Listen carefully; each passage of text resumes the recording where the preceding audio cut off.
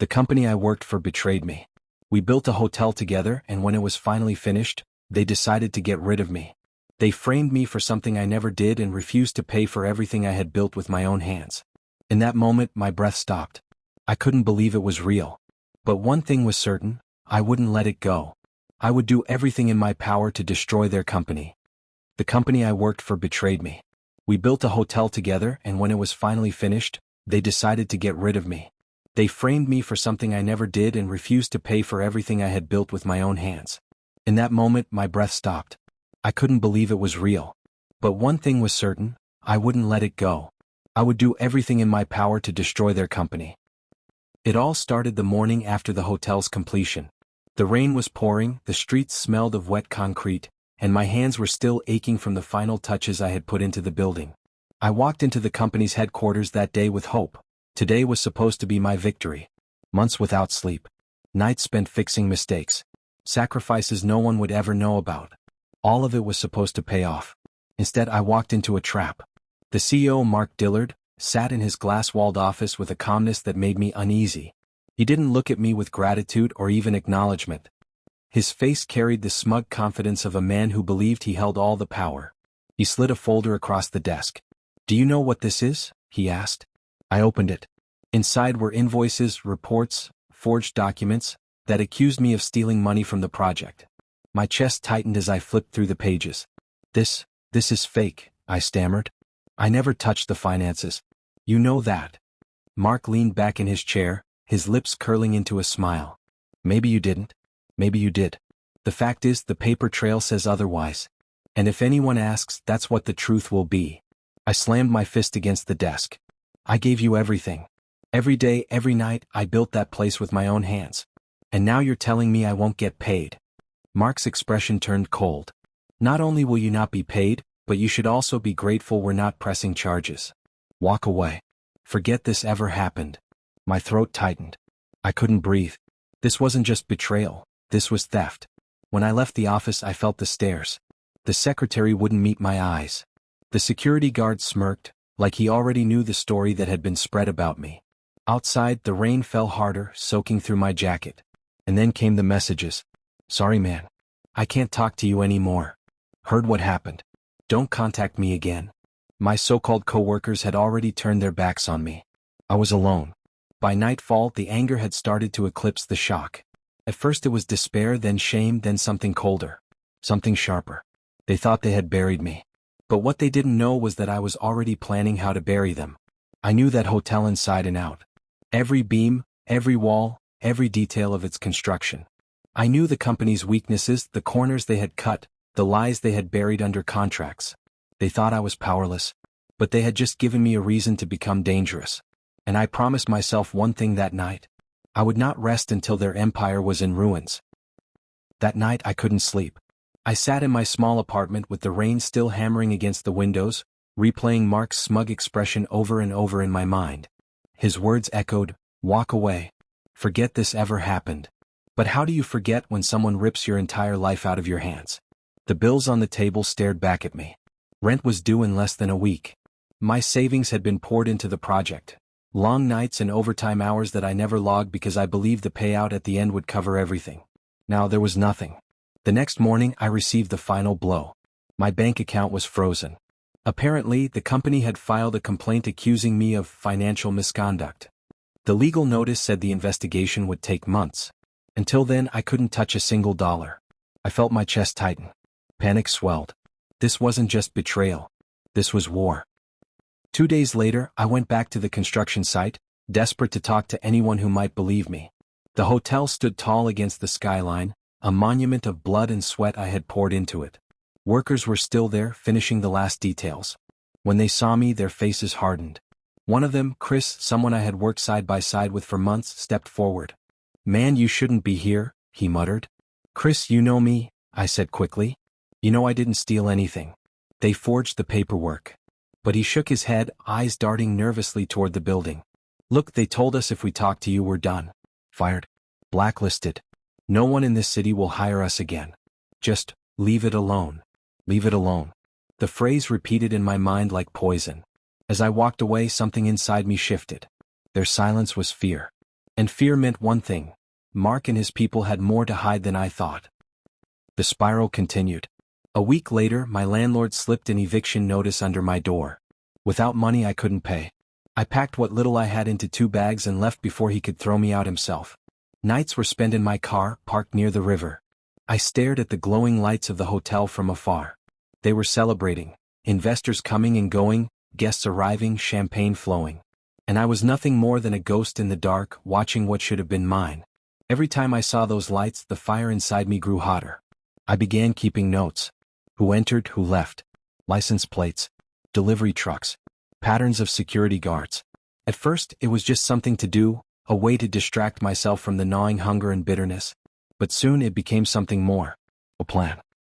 The turning point came when I bumped into Julia, one of the junior accountants who had worked briefly on the project. She spotted me outside a rundown cafe and almost walked past before I called her name. At first, she looked at me like I was a criminal. Then after a long pause, she sighed. "I don't know what they told you," I said, "but it's all lies. They set me up." Her eyes softened, but only slightly. "I believe you," she whispered. "But you don't understand. This isn't just Mark. There are people above him. People who don't want the truth coming out. If you go against them, you'll lose more than money." My pulse quickened. "Then tell me who they are." But Julia shook her head. "I can't. If they find out I even talked to you," she trailed off, fear in her eyes. Then quietly she slipped a folded paper into my hand. "Burn this after you read it." When I opened it later, sitting in the dark of my car, my hands trembled. It wasn't just a note. It was a lead. Inside were names, dates, transactions. And at the bottom, one phrase underlined twice. "The hotel was never meant to succeed. It's a front." My entire body went cold. A front? If the hotel was just a cover, then this went far beyond unpaid wages. This wasn't about me anymore. This was corruption. And corruption was something I could use. For the first time in weeks, I felt alive. The fear was still there, but it had transformed into focus. I wasn't powerless anymore. I had a weapon. And I would sharpen it until the whole company bled. I stared at Julia's note until the ink seemed to burn into my eyes. A front. The word wouldn't leave me. Suddenly, all the strange details made sense. The rushed deadlines, the secrecy around certain budgets, the way Mark avoided questions about special investors. This wasn't incompetence. It was deliberate. But why? The more I thought about it, the clearer it became. They hadn't just stolen from me. They were laundering money. Hiding something inside that hotel. And if I could prove it, I could tear them down piece by piece. The next week, I shadowed the site more closely. My notebook filled with scribbled times, trucks, and names. Something unusual caught my attention. Deliveries in the middle of the night. Not just building supplies. Crates. Boxes. Unmarked. The guards didn't even check them. They waved them through like they already knew.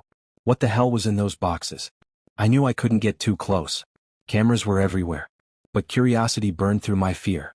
I parked 2 blocks away, waiting until one of the trucks pulled out after a delivery.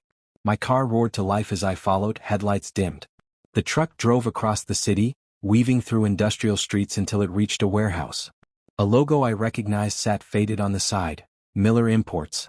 Imports. Smuggling. My heart raced. It all lined up. That night I returned to my car, my home, with a new fire in my chest. I had proof. Not enough to go public, but enough to know I was right. Still, the weight of reality crushed me. I was broke. Homeless. Alone. Fighting against people who had money, power, and connections. But then something snapped. If they could frame me, freeze my accounts, and try to erase my name, then what did I have left to lose? Nothing. And a man with nothing to lose is the most dangerous kind of man. The first strike had to be small. Precise. I remembered Chris, the worker who had warned me not to come back. He was scared, but not because of me. If I could get him to talk, I'd have another piece of the puzzle. So I waited. 3 nights in a row, I parked near the workers' bar a few blocks from the site. And on the 4th night I saw him. Chris stumbled out of the back door, half drunk, laughing with 2 others. I followed at a distance, careful, until he finally split off alone. His footsteps echoed down the quiet street when I stepped into the light. Chris. He froze, eyes widening like he'd seen a ghost. "Jesus, man, you can't just..." "I'm not here to hurt you," I interrupted, voice low. "But I need the truth. You know they framed me." He shook his head violently. "I told you I can't. They'll bury me." I stepped closer. They already buried me. I'm living in my car. You think they'll stop with just me? The second you're no longer useful, you're next. You know it." Chris swallowed hard. His hands trembled. Then finally he whispered, "There's money moving through that place. Not hotel money. Dirty money. Mark isn't running it alone. He's just the front man. If you want answers, you need to look at the contracts. The offshore ones." My pulse quickened. "Where?" He hesitated, then scribbled something on a napkin he pulled from his pocket. "Storage locker. They keep backups there. But you didn't hear it from me."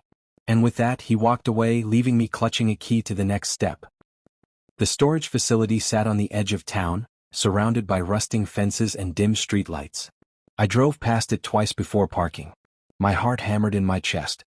I wasn't a thief. I wasn't a criminal. At least, I hadn't been. But desperation changes people. And I was desperate.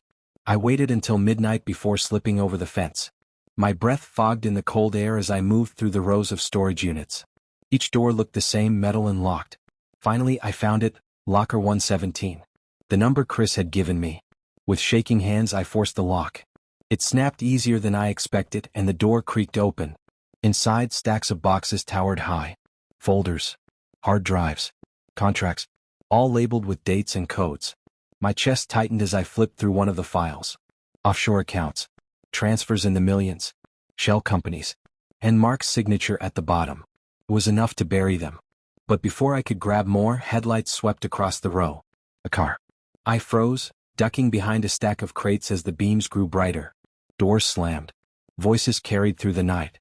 "Check locker 117. My blood turned to ice. The sound of footsteps grew closer.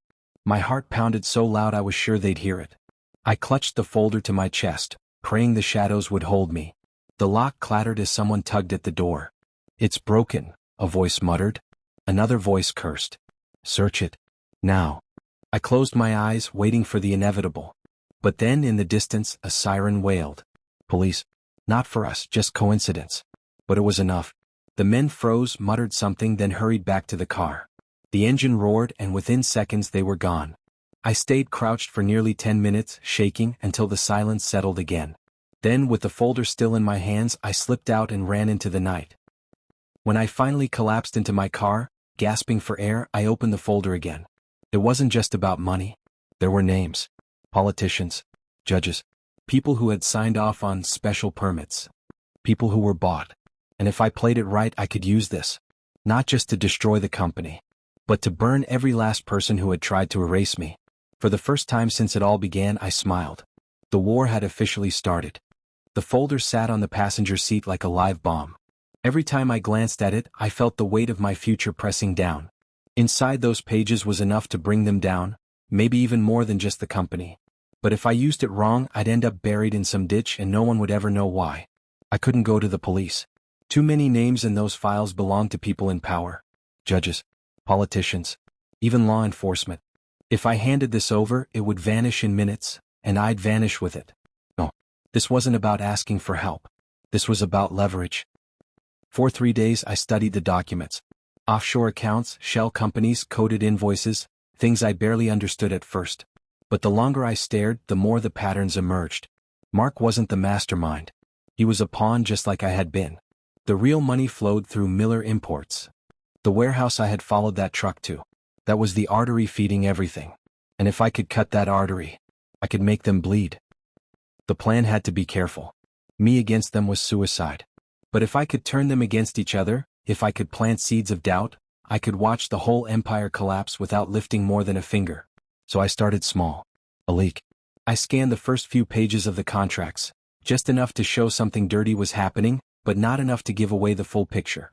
Then I sent it anonymously to a journalist I knew had once written about construction fraud. I waited.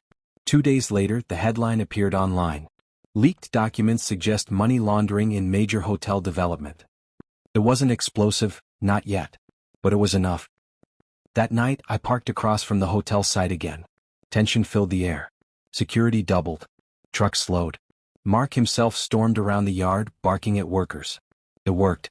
They were scared. And watching him panic gave me more satisfaction than I'd had in months. But satisfaction wasn't enough. I needed to hit harder.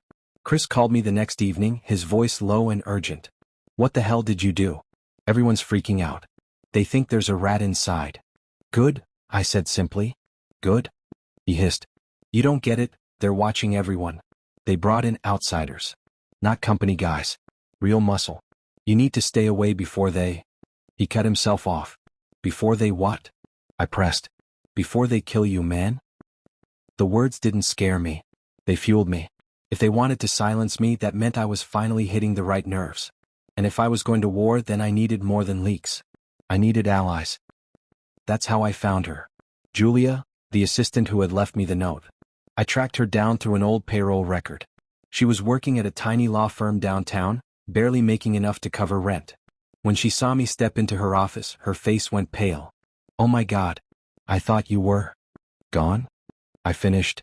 That's what they wanted. But I'm not. She shut the door quickly, locking it. You're insane coming here. If anyone sees you. I don't care, I cut her off. I know what this company is. You warned me.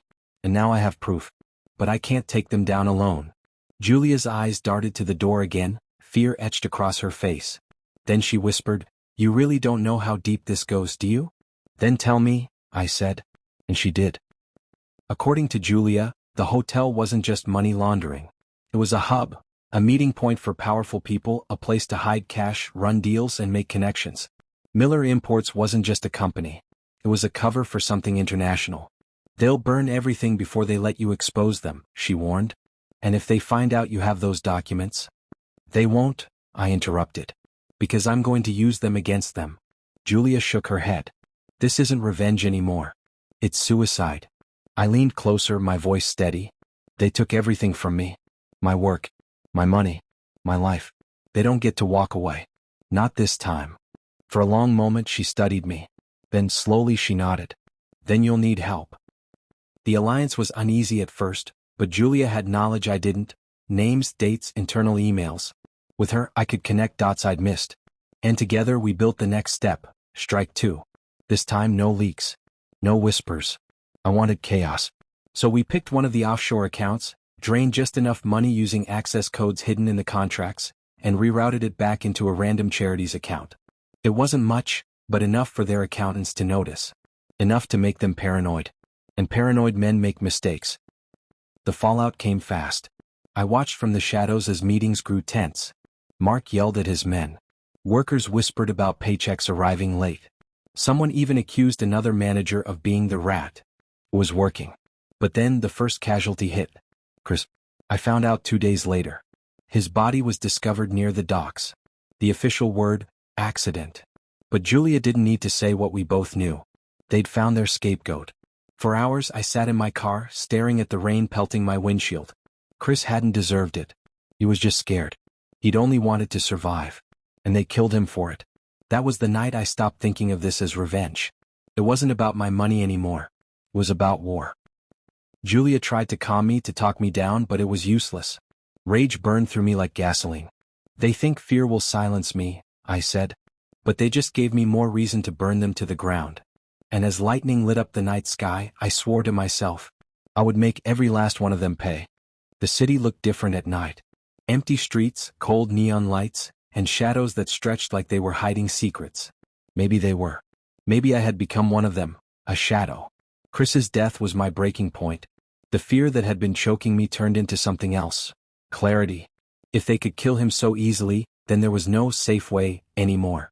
There was only forward. And forward meant escalation. Julia tried to stop me. You don't understand, they'll come after everyone you care about. I stared at her. My voice was low but steady. They already did. That silenced her. The first move was intimidation, but not mine. One evening I came back to my apartment and found the lock broken. Inside, everything was turned upside down. Dishes smashed, mattress cut open, documents shredded. On the kitchen table, one thing was left untouched. A single bullet. I picked it up, rolled it between my fingers and smiled. They thought this would scare me. It only confirmed one thing. They were desperate. So I gave them a reason to really be scared. The next day, Julia and I spread rumors. Carefully planted messages sent from anonymous numbers to different managers. Each message hinted that someone from the inside was secretly working with the feds. Within hours we saw results. Meetings were canceled. Phone calls went unanswered. Workers whispered more than they worked. The company was eating itself alive. But it wasn't enough. I wanted them to feel what I felt. The suffocating rage. The hopelessness. The loss. So I went after Mark directly. One night, I followed him after a late meeting. His car pulled into a high-end restaurant, and while he was inside, I slipped a small envelope under his windshield wiper. Inside, a single photograph of Chris. Alive. And on the back written in red ink, "You're next."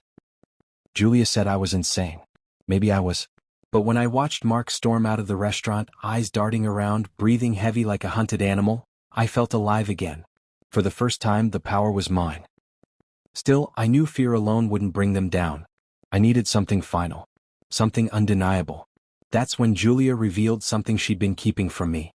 "There's a vault," she whispered. "Under the hotel. They use it to store backups, hard drives, contracts, black books. If you can get inside, you'll have everything." I stared at her. "Why didn't you tell me this before?" "Because it's suicide," she said flatly. "It's guarded. Cameras. Alarms. You won't make it out alive." I leaned back, a cold smile creeping onto my face.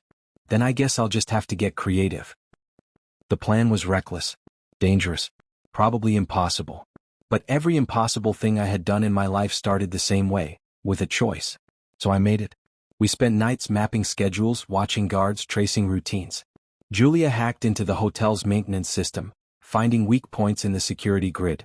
Step by step, the blueprint of their empire's downfall came into focus. And on the night of the storm, I made my move. The rain covered my footsteps as I slipped through the construction yard. Guards huddled under the scaffolding, smoking, bored. I timed the cameras. Julia's hack looped their feeds for 60 seconds at a time. 60 seconds was all I needed. Inside the unfinished basement, I found the steel door. The vault. Cold, heavy, humming with secrets. For a moment, I hesitated. This wasn't just revenge anymore. This was war against something bigger than Mark, bigger than the company. If I opened that door, there was no going back. But then I remembered Chris. I remembered the bullet on my kitchen table. I remembered the years of sweat and blood they had stolen from me.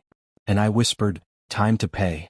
I set the charges Julia had given me, stepped back, and pressed the detonator. The blast shook the walls. Alarms screamed. Smoke filled the air. And when the dust cleared, the vault door was hanging open. Inside, rows of shelves. Boxes. Drives. Papers. Their empire laid bare. I grabbed everything I could carry.